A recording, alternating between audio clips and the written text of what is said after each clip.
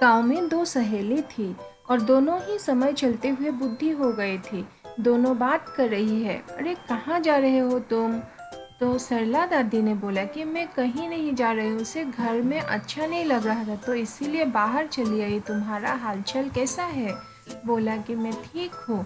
और सरला दी के बहू अपने आंगन में साफ सफाई करने के लिए आई थी। देखा कि आम पक के गिर रहा है। वो सोच ही रही थी कि वक्त उसकी पड़ोसी चाची आई और बोले, सरला, ओ सरला, कहाँ हो?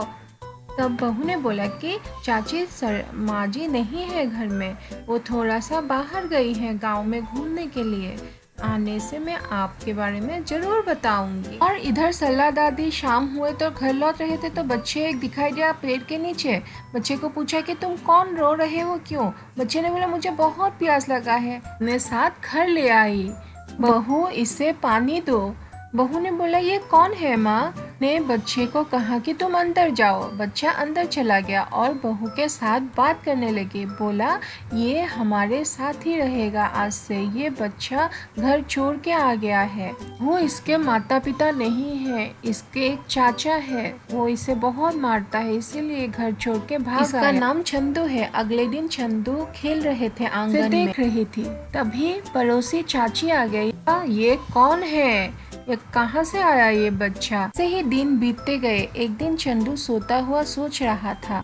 मेरी दादी माँ अंदर आई और पूछा, अरे चंदू, क्या सोच रहे हो? चंदू उठकर बोला कि दादी, मैं ऐसे नहीं रहूँगा, मैं शहर जाऊँगा हमारे आम लेके, और वो बेच के जो भी पैसा आएगा हम उससे गुजारा करेंगे। बहू ने भी बाहर से ये सब बातें सुन ली।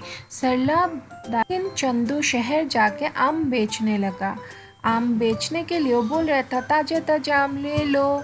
तो ले लिया था। उसी टाइम एक बंदर आया। बंदर ने चंदू का सारा आम खा गया और चंदू दुखी होकर बैठ के रो के बोल रहा था कि मेरे साथ ही ऐसा क्यों होता है। और पेड़ ने तभी जवाब दिया कि तुम मत डरो, मैं एक जादुई पेड़ हूँ, मैं तुमको सब आम लौटा दूंगा, आज से तुम खुश रहो। कितना देर हो गया, आया ही नहीं। तभी चंदू लौट के आ गया और बोला, आप दोनों दादी माँ, बंदर आके मेरा आधा आम खा गया।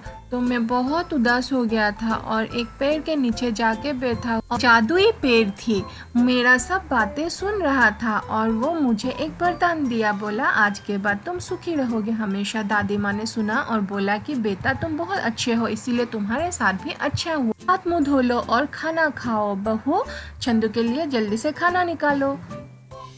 बहू ने बोला तब कि हाँ चंदू, मैं तुम्हारे लिए खाना निकालता हूँ। हम तुमसे बहुत प्यार करते हैं ना माँ जी, हमें तुम्हारा बहुत चिंता होता है।